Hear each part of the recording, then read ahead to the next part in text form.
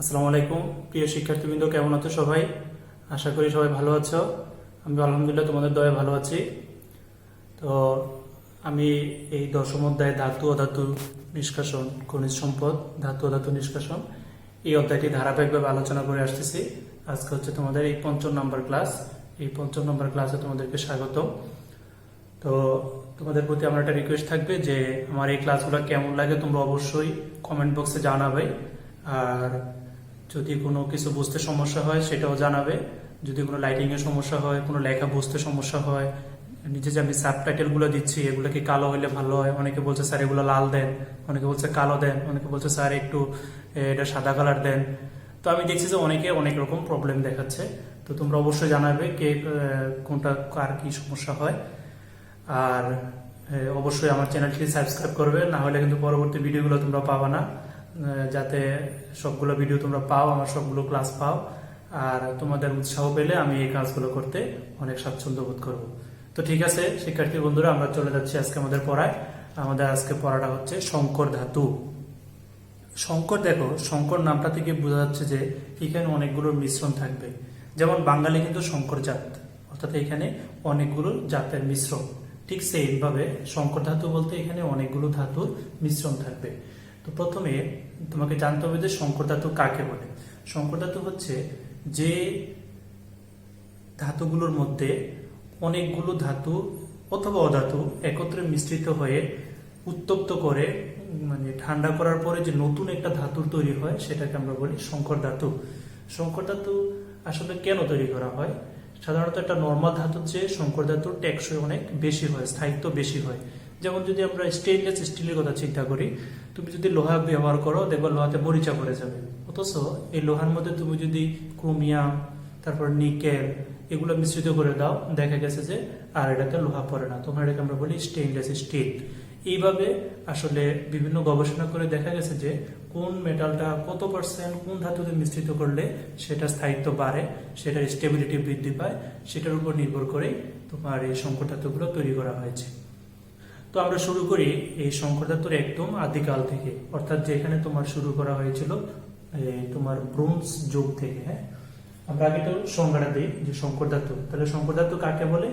যে কতগুলো ধাতুকে একত্রে গলানোর পর গলিত মিশ্রণকে ঠান্ডা করলে যে নতুন একটা মিশ্রণ পাওয়া যায় সেটাকে আমরা বলি সংকর ধাতু।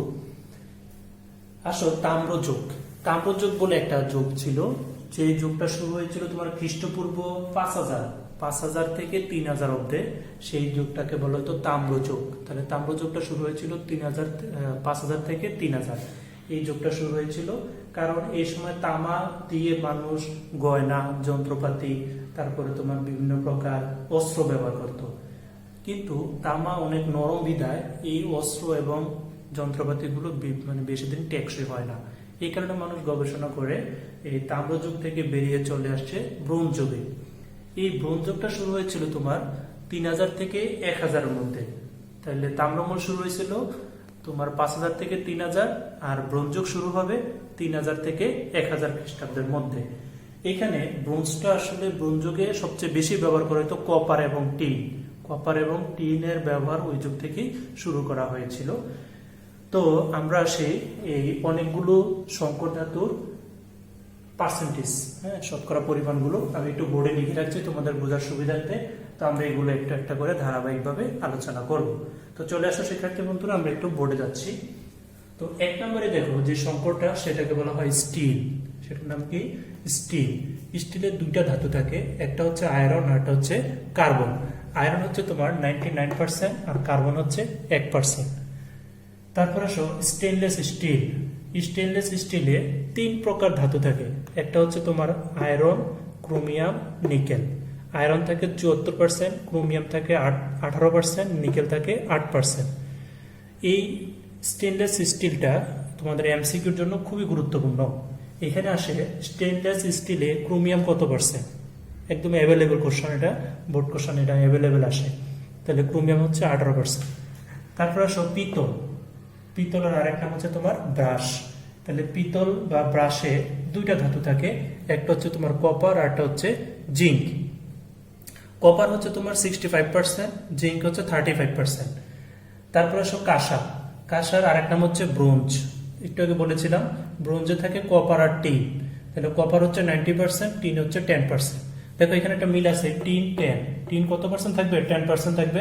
যদি 10% থাকলে তাহলে বাকিটা 90%। 90% হচ্ছে তোমার কপার। তারপর আসলে ডুরালুমিন। ডুরালুমিন তিনটা ধাতু থাকে, একটা হচ্ছে অ্যালুমিনিয়াম, কপার। এই অ্যালুমিনিয়াম থাকে 95%, কপার হচ্ছে 4%, আর ম্যাগনেসিয়াম, ম্যাঙ্গানিজ, আয়রন এই সবগুলো মিলে থাকে তোমার 1%। এই সবগুলো ধাতু মিলে তৈরি করা হয় ডুরালুমিন। ডুরালুমিনের একটা গুরুত্বপূর্ণ ব্যবহার হচ্ছে ডুরালুমিন উড়োজাহাজের বডি তৈরিতে ব্যবহার করা হয়, তারপরে বাইসাইকেলের পার্টস তৈরিতে ব্যবহার করা হয়, কারণ ডুরালুমিন অনেক হালকা একটি ধাতু সংকর। তারপরে আসো আমরা চলে যাই তোমার 6 নম্বরে 24 ক্যারেট স্বর্ণ।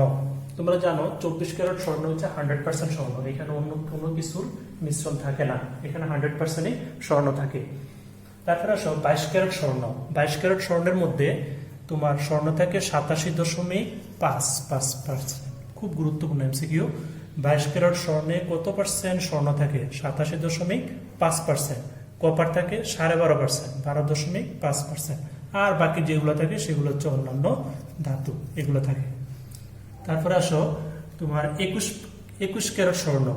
21 ক্যারেট স্বর্ণের মধ্যে স্বর্ণ থাকে 61.97, 61.97। তারপরে কপার থাকে তোমার 8.33%। এটা একটা কমন এমসিকিউ যে 21 ক্যারেট স্বর্ণে কপার কত পার্সেন্ট থাকে? 8.33%। আর বাকিগুলো থাকে অন্যান্য ধাতু। এই সবগুলো সংকর তোমাকে একদম মুখস্থ করে রাখতে হবে। এখানে দুইটা সংকরের মধ্যে পেশ লাগে, আমি দেখছি যে ম্যাক্সিমাম শিক্ষার্থীগুলো এই জায়গায় ভুলটা করে থাকে। সেটা হচ্ছে তোমার পিতল এবং কাঁসা। পিতল আরেক নাম কিন্তু কাঁসা না, পিতলের আরেক নাম হচ্ছে ব্রাশ, কাঁসার আরেক নাম হচ্ছে ব্রোঞ্জ। আমরা কিন্তু এমনি নরমালি বলি পিতল আর কাঁসা এক, আসলে কিন্তু এক না। আরেকটা পেশ লাগে, দেখো পিতল এবং কাঁসার মধ্যে দেখো কপার দুইটা সেম, এইখানেও কপার থাকে, এইখানেও কপার থাকে, দুইটাতেই কপার আছে। শুধু পার্থক্য হচ্ছে একটা থাকবে টিন আর একটা থাকবে জিঙ্ক। যদি জিঙ্ক দাও সেটা হবে ব্রাশ, যদি টিন দাও সেটা হবে ব্রোঞ্জ। ওকে, আশা করি তোমরা এগুলো একটু মুখস্থ করে নিলে পরীক্ষা আসলে ইনশাল্লাহ পারবা। আর এখান থেকে আরেকটা জিনিস গুরুত্বপূর্ণ, সেটা হচ্ছে যে যেমন দেখো এই স্টিলের দুইটা মৌল আছে, একটা হচ্ছে আয়রন আর একটা হচ্ছে কার্বন। এর মধ্যে আয়রন 99%, কপার হচ্ছে 1%। তাহলে আমরা এটা কার সংকর ধাতু বলবো? যেই দুইটা ধাতুর সংমিশ্রণে নতুন সংকর ধাতুটা তৈরি হবে, এর মধ্যে যার পার্সেন্টেজটা বেশি থাকবে তাকে তার সংকর বলতে হবে। অর্থাৎ আমি বলতে চাচ্ছি যে এখানে দুই ধরনের মৌল থাকে, একটা প্রধান আর একটা অপ্রধান। যেমন দেখো এখানে 99% হচ্ছে আয়রন, তাহলে এখানে প্রধান হচ্ছে আয়রন, আর কার্বন 1%, এটা অপ্রধান। তাহলে যেটা বেশি থাকবে সেটা প্রধান, যেটা কম থাকবে সেটা অপ্রধান। যেমন এখানে আমরা বলবো এটা আয়রনের সংকর। স্টিলটা কার সংকর? আয়রন, কারণ এখানে আয়রনের পার্সেন্টেজটা বেশি আছে। কিন্তু এটা কার্বনের সংকর বলা যাবে না, কারণ কার্বনের পার্সেন্টেজটা কম আছে। অনুরূপভাবে তুমি দেখো যে স্টেনলেস স্টিল কার সংকর ধাতু? এটা আমরা বলবো আয়রনের সংকর ধাতু। কারণ কি এই তিনটা পার্সেন্টেজের মধ্যে আয়রনের পরিমাণটা সবচেয়ে বেশি, এই কারণে আমরা বলবো যে স্টিল আয়রনের সংকর ধাতু। পরীক্ষা আসবে যে স্টেনলেস স্টিল বা মরিচাহীন ইস্পাত এটি কার সংকর ধাতু?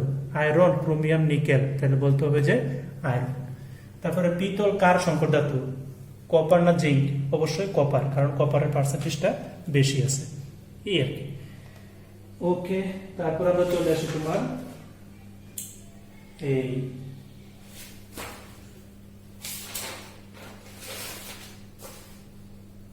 তাম্রমল।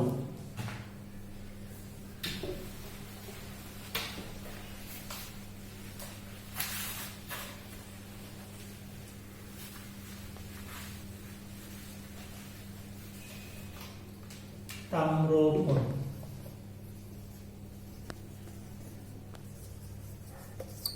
তাম্রমল কি? তাম্রমল হচ্ছে দেখবা তামা বা পিতল বা কাঁসার তৈরির জিনিসপত্রকে তুমি যদি দীর্ঘদিন বায়ুতে রেখে দাও, সেটার উপরে কালো সবুজ কালারের একটা আস্তরণ পড়ে, সেটাকে আমরা বলি তাম্রমল। তাহলে কি বলছি? তামা, পিতল বা কাঁসার তৈরির জিনিসপত্রকে দীর্ঘদিন বায়ুতে রেখে দিলে সেটার উপর সবুজ বর্ণের বা কালো বর্ণের একটি আস্তরণ পড়ে, সেটাকে আমরা বলি তাম্রমল। দেখবা কাঁসার তৈরি জিনিসপত্রের মধ্যে একটা কালো আস্তরণ থাকে বা সবুজ আস্তরণ থাকে, এটাকে সরানোর জন্য আমরা কি করি, কামরাঙ্গা দিয়ে এটাকে ডলা দিই, তেঁতুল দিয়ে ডলা দিই। তার কারণ হচ্ছে এই কামরাঙ্গা এবং তেঁতুলের মধ্যে থাকে তোমার জৈব অ্যাসিড, এই তাম্রমল জৈব অ্যাসিডে দ্রবীভূত হয়। সাইট্রিক অ্যাসিড লেবু দিয়ে দিলেও তোমার দেখবে যে তাম্রমল গুলো চলে যাবে। তাহলে পরীক্ষায় তো যে তাম্রমল কোথায় দ্রবীভূত হয়, জৈব অ্যাসিডে। তাম্রমল কোথায় দ্রবীভূত হয়, একটা জৈব অ্যাসিডের নাম দেওয়া থাকবে, ধরো দিয়ে দিল ইথানোইক অ্যাসিড, দিয়ে দিল সাইট্রিক অ্যাসিড, তারপর টার্টারিক অ্যাসিড, এগুলো। তাহলে এখানে আমরা কয়েকটা ইনফরমেশন জানলাম যে তাম্রমলের কাকে বলে, তারপর তাম্রমল কোথায় দ্রবীভূত হয়, এগুলো জানলে আশা করি চলবে। তারপরে আমরা পড়বো ইলেকট্রোপ্লেটিং।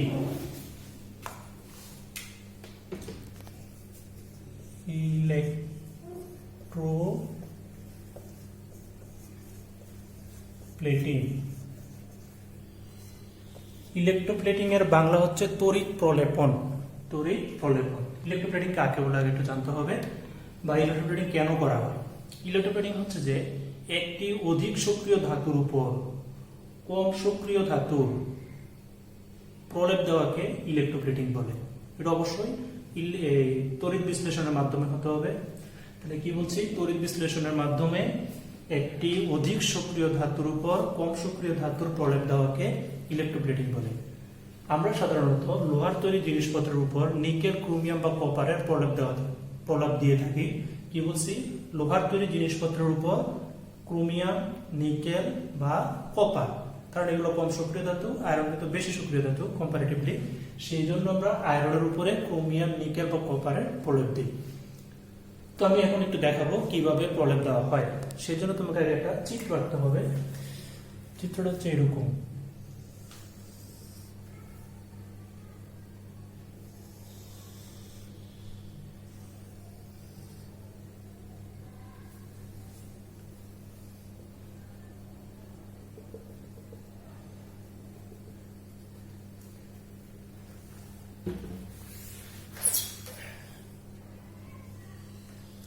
যে ধাতুর প্রলেপ দিতে হবে সেটাকে নেব আমরা বাম পাশে। যেমন এটা কপার, আমি কপারের প্রলেপ দেব, সেই জন্য এটা আমি বাম পাশে নিয়েছি এবং এটা অ্যানোড হিসাবে কাজ করবে। তোমরা জানো অ্যানোড কিন্তু পজিটিভ। আর ক্যাথোড হিসাবে একটা কপারের তার নিবা, তারের মাথায় একটা চাবি দিই। চাবি, ধরো এটা একটা চাবি,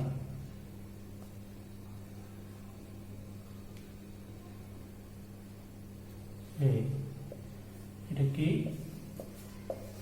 চাবি। প্লাস, এটাকে ব্যাটারির সাথে যুক্ত করে দেই, প্লাস মাইনাস প্লাস মাইনাস। বুঝতে পারছো? আর দ্রবণটা থাকবে কপার সালফেট। এগুলো হচ্ছে আমার দ্রবণ। তাহলে কি বলছি, আমি আবার একটু বর্ণনা দিচ্ছি যে প্রথমে আমরা একটা কপার সালফেটের দ্রবণ নেই। কপার সালফেটের মধ্যে কপারের একটি দণ্ড প্রবেশ করাই, যা অ্যানোড হিসাবে কাজ করে। ক্যাথোড হিসাবে আমরা একটি লোহার তৈরি চাবি নিই। এখন কি করব, এই লোহার তৈরি চাবির উপরে কপারের আমরা প্রলেপ দেব। কিভাবে দিচ্ছি দেখো, এই লোহার তৈরি অ্যানোডটা এবং চাবির এই ক্যাথোডটাকে মাইনাস একটা ব্যাটারির সাথে যুক্ত করে দিই। যুক্ত করে দিলে বাইরে থেকে বিদ্যুৎ চালনা হবে। বিদ্যুৎ চালনা করলে অ্যানোড থেকে কপার দুটি ইলেকট্রন ত্যাগ করে দ্রবণে চলে আসবে। এই দুটো ইলেকট্রন এদিক দিয়ে চলে আসবে, এসে এখানে জমা হবে, আর ওই কপারটাই আবার এখানে গিয়ে জমা হবে। ফলে লোহার তৈরি চাবির উপর কপারের প্রলেপ পড়বে। এইভাবেই কপার দ্বারা লোহার উপরে ইলেকট্রোপ্লেটিং করা হয়, আর এটাকে বলা হয় তড়িৎ প্রলেপন। আমি আরেকবার বলছি যে প্রথমে একটি কপার সালফেটের দ্রবণ নেই। কপার সালফেট দ্রবণের মধ্যে অ্যানোড হিসাবে কপারের দণ্ড, ক্যাথোড হিসাবে চাবি নেই। অ্যানোড এবং ক্যাথোডকে কপারের তার দ্বারা ব্যাটারির সাথে যুক্ত করি। বাইরে থেকে বিদ্যুৎ চালনা করলে অ্যানোড থেকে কপার দুইটি ইলেকট্রন ত্যাগ করে দ্রবণে কপার আয়ন হিসাবে জমা হয়। ওই কপার আয়ন দুটি ইলেকট্রন ত্যাগ করে ক্যাথোডে গিয়ে জমা হয়। এটা হচ্ছে ক্যাথোড। ফলে কপারের প্রান্তটি আস্তে আস্তে ক্ষয়প্রাপ্ত হয় এবং ওই কপার চাবির উপরে গিয়ে জমা হয়। এইভাবেই তড়িৎ প্রলেপন সম্পন্ন করা হয়। আশা করি তোমরা বুঝতে পেরেছো। ও এখানে একটা বাদ গেছে, লিখতে হবে অ্যানোডে বিক্রিয়া।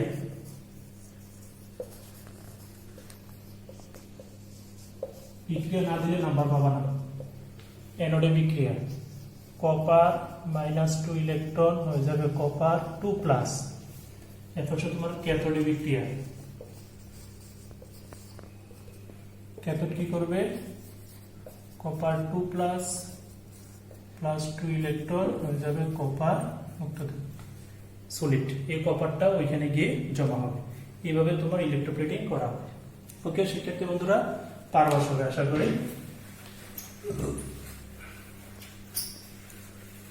এবার আমরা যাই গ্যালভানাইজিং।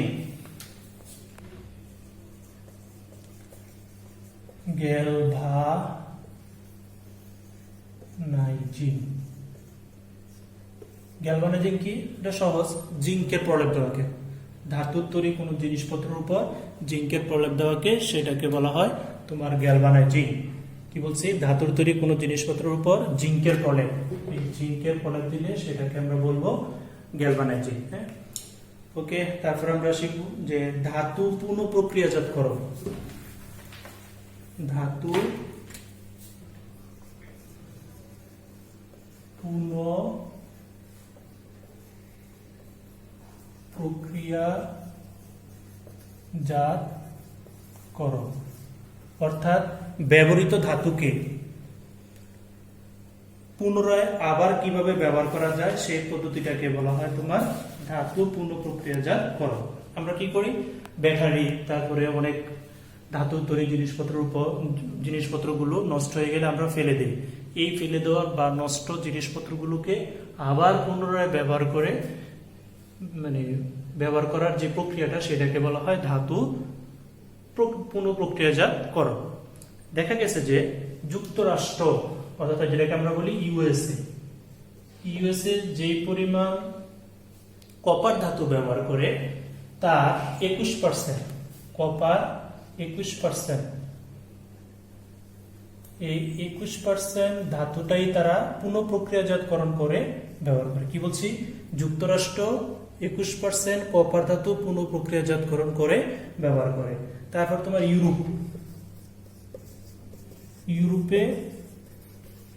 ইউরোপে যে পরিমাণ তোমার অ্যালুমিনিয়াম ব্যবহার করে, তার 60% হচ্ছে তোমার ধাতু পুনঃপ্রক্রিয়াজাতকরণের মাধ্যমে ব্যবহার করা হয়। ওকে শিক্ষার্থী বন্ধুরা, আজকে আমাদের পড়া এতটুকুই থাকবে আমাদের, এবং এর মধ্য দিয়ে আমাদের ধাতু নিষ্কাশন চ্যাপ্টারটি শেষ হয়ে গেল। নেক্সটে আমরা ইনশাল্লাহ আলোচনা করব অধাতুর মধ্যে তোমার একটাই রয়েছে সালফার। সুতরাং পরবর্তী ক্লাসগুলো খুব ইন্টারেস্টিং হবে। আশা করি তুমি পরবর্তী ক্লাসগুলো আমার ফলো করবে, এবং অবশ্যই তোমরা আমার এই ক্লাস কেমন লাগলো তা অবশ্যই কমেন্ট বক্সে জানাবে। আর আমি এই তথ্যগুলো সবগুলোর বর্ণনা আমি তো নিচে দিয়ে সাবটাইটেল দিয়ে দেব, আবার ডেসক্রিপশন বক্সে আমি দিয়ে দিব। তোমরা ইচ্ছা করলে ডেসক্রিপশন বক্স থেকে তোমরা এই বিস্তারিত তথ্য জানতে পারবে। ওকে, ভালো থাকো সবাই, আল্লাহ হাফেজ।